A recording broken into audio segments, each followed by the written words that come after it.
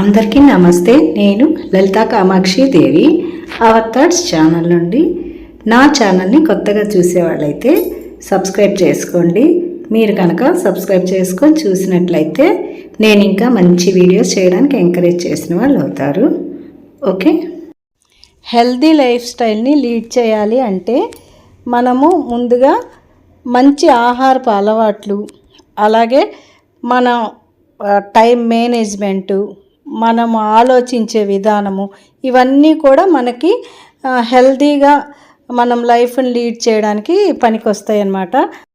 మనం తీసుకునే ఆహారం కూడా మనకి మేలు చేసే విధంగా ఉండేట్టు చూసుకోవాలి. అలాగే ఎంత తిన్నాం అనేది కాదు, కానీ టైంకి తిన్నామా లేదా అనేది మాత్రం చాలా ఇంపార్టెంట్ అన్నమాట. జంక్ ఫుడ్ అనేది ఎప్పుడో ఒకసారి అయితే పర్వాలేదు, కానీ మరీ రెగ్యులర్గా అలవాటు చేసుకోవడం కూడా మంచిది కాదు.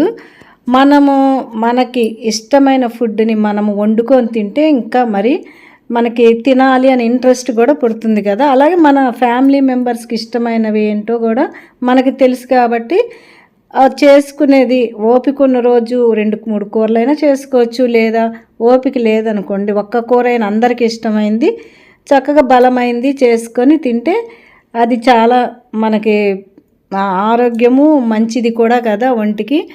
అలాగే వీలు దొరికినప్పుడు, అంటే రోజు కుదరకపోయినా వీలు దొరికినప్పుడైనా సరే కుటుంబ సభ్యులందరూ కూర్చొని భోంచేయడం, చక్కగా కబుర్లు చెప్పుకుంటూ సరదాగా భోంచేయడం, ఇవన్నీ కూడా మన లైఫ్లో ఉత్సాహంగా ఉండడానికి, మన మైండ్ ఫ్రెష్గా ఉంచుకోవడానికి కూడా తోడ్పడతాయి.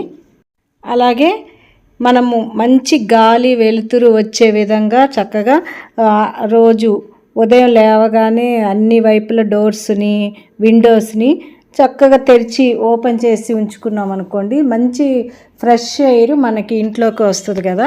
ఇప్పుడు ఏంటంటే అపార్ట్మెంట్స్లో ఇవి ఎదురెదురు వాకిళ్ళు ఉండడం వల్ల ఏంటంటే చాలామంది ఇంకా డోర్స్ తీసుకోవాలన్నా కూడా ఇబ్బందిగా ఉంటుంది.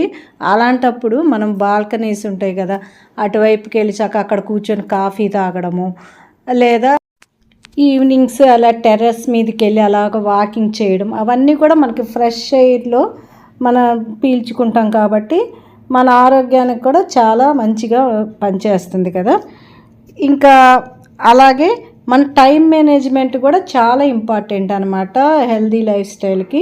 ఎలాగంటే మనము ఏదైనా సరే టైంకి తీసుకోగలగాలి. బ్రేక్ఫాస్ట్, లంచ్ కానీ, డిన్నర్ కానీ, అలా మధ్య మధ్యలో స్నాక్స్ తీసుకోవాలి. ఏమైనా సరే మనం టైంకి చేసుకోగలగాలి. అప్పుడు ఏంటంటే మనకి చక్కగా పనులు త్వరగా అవుతాయి. అదిను ఏ పనిని వాయిదా వేసుకోకుండా అయితే చేసుకోగలగాలి. ఏదైనా పని విసుగ్గా అనిపించినప్పుడు, కొంచెం కష్టంగా అనిపించినప్పుడు ఏం చేయాలంటే మనం ఏదైనా మనకి ఇష్టమైన మ్యూజిక్ వింటూ, లేకపోతే ఏదైనా సరే మన మొబైల్స్లో కానీ టీవీలో అలా పెట్టుకొని వింటూ చేసుకున్నామంటే చాలా ఈజీగా ఉంటుంది. మనకి అసలు చేసినట్టు కూడా అనిపించదు. ఇంకా అలా కూడా మనము ట్రై చేయొచ్చు అనమాట. ఇంకా నెక్స్ట్ వచ్చే మనం ఆలోచించే విధానం, అంటే మనము ఏదైనా సరే ఏదైనా పని చేయాలనుకున్నప్పుడు కీడెంచి మేలెంచమన్నారు కదా. అందుకని ఇంకా చేసే ప్రతి పనిలో ముందు ఏదో ఒకటి చెడుగా ఆలోచించడం, నెగటివ్గా థింక్ చేసి ఆ పనిని మొదలు పెట్టాము అంటే అది ఇంకా అలాగే ఉంటుంది, కానీ అది ముందుకు పోదు. అంటే కీడెంచి మేలంచమంది ఏంటంటే కొన్ని విషయాల్లో డబ్బులు పెట్టే విషయంలో కానీ, దేంట్లో ఇన్వెస్ట్ చేసే విషయం కానీ, అటువంటివి కొన్ని పెద్ద పెద్ద విషయాల్లో అయితే తప్పకుండా తర్వాత దానివల్ల ఏంటి పర్యవసానం అనే దాని గురించి అయితే ఆలోచించాలి. కానీ ప్రతి చిన్న పనికి ముందుగా నెగిటివ్ థింకింగ్లోకి వెళ్ళిపోయి అయితే మనమైతే చేయలేమన్నమాట. ఆ పని సక్రమంగా అయితే చేయలేము. అందుకని ఎప్పుడు కూడా మన మైండ్ని పాజిటివ్గా ఉంచుకోవాలన్నమాట. అంటే మనము ఆలోచన అనేది చాలా పాజిటివ్ థింకింగ్ ఉండాలి.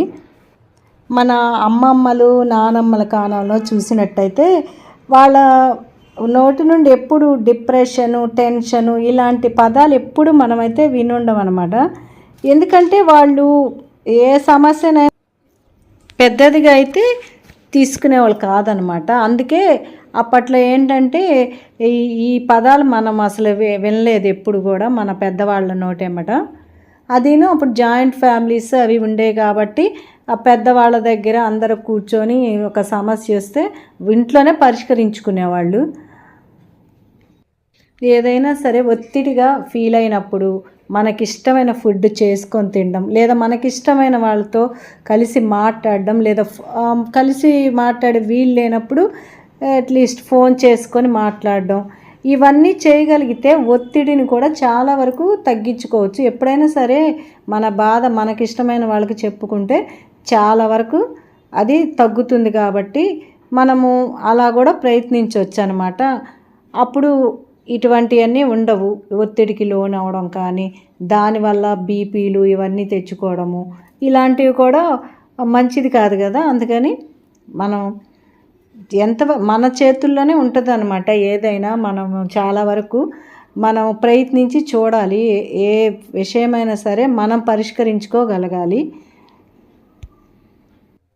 ఏ విషయం గురించైనా ఎక్కువగా ఆలోచించి దాని గురించి ఎక్కువ ఎక్స్పెక్టేషన్స్ పెట్టుకున్నట్టయితే మనకి తప్పకుండా మనము ఒత్తిడికి లోనవుతాము. అలా కాకుండా మనము గట్టిగా ప్రయత్నించి చూస్తే తప్పకుండా ఆ పని అవుతుంది అని అనుకోవాలి తప్ప దాన్ని నెగటివ్గా తీసుకొని మళ్ళీ వేరేగా మనం హెల్త్ మీదకైతే తెచ్చుకోకూడదు అనమాట. తర్వాత మనకుండే రిలేషన్స్ అంటే మన బంధువులు కానీ, స్నేహితులతో కానీ, బయట వారితో కానీ మనకుండే రిలేషన్షిప్ ఎలా ఉండాలంటే చాలా లిమిట్స్లో ఉండాలన్నమాట. మనకి ఎదుటివారితో ఉన్న చనువుతో అనవసరంగా వాళ్ళకి ఉచిత సలహాలు ఇవ్వడము, వాళ్ళ పర్సనల్ విషయాల్లో మనం తలదొర్చడం ఇలాంటివైతే చేయకుండా ఉంటేనే మంచిది. ఎప్పటికైనా ఎదుటివారు మనకు నచ్చినట్టు ఉండాలి, వారిని మనకు అనుగుణంగా మార్చుకోవాలనుకోవడం కూడా చాలా పొరపాటు. ఇలాంటివన్నీ మన ఆలోచనలు ఉంటే మనకి మనశ్శాంతి అనేది కూడా ఉండదన్నమాట. ఎవరి దారి వాళ్ళది, మన దారిలో మనము ప్రశాంతంగా మన పని మనం చేసుకుంటూ పోతూ ఉంటే ఏ గొడవ ఉండదు కదా. ఎవరికి హాని చేయకుండా మనము న్యాయమైన దారిలో నడుచుకుంటూ పోతూ ఉంటే మనకు కూడా మన లైఫ్ అనేది చాలా స్మూత్గా జరిగిపోతూ ఉంటుంది. పక్కవారి జీవితాల్లోకి మనం తొంగి చూడకపోవడం అనేది కూడా మంచి అలవాటు.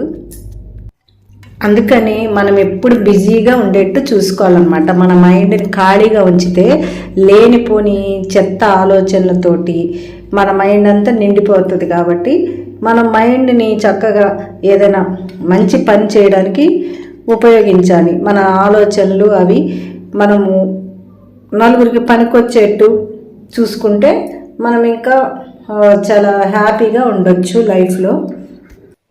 జీవితంలో తృప్తి అనేది చాలా అవసరం. మనకి ఉన్న దాంట్లో మనం తృప్తిగా ఉంటున్నామా లేదా అనేది కూడా మనం చూసుకోవాలి. ఎప్పుడు ఎదుటి వారిని చూసి వాళ్ళకి అవి ఉన్నాయి మనకి ఇవి లేవు అనేసి పోల్చుకోవడం అలా కాకుండా మనకిష్టమైన వాటిని మనం కష్టపడి సంపాదించుకునేట్టుగా ఉండాలన్నమాట. అప్పుడే మనకి నిజమైన తృప్తి ఉంటుంది. ముందు పోల్చుకోవడం అనేది అసలు అది మంచి అలవాటు కాదు, అది మంచిది కూడా కాదనమాట. మన లైఫ్కి కూడా అంత మంచిది కాదు అది.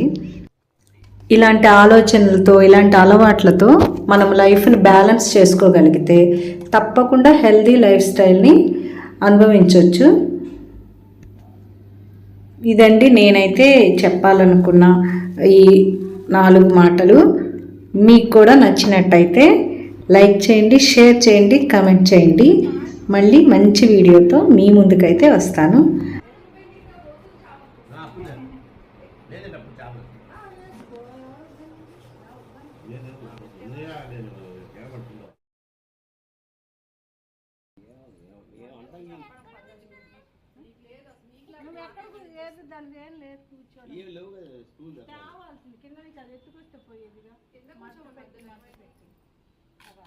ఏమైనా ఉంటే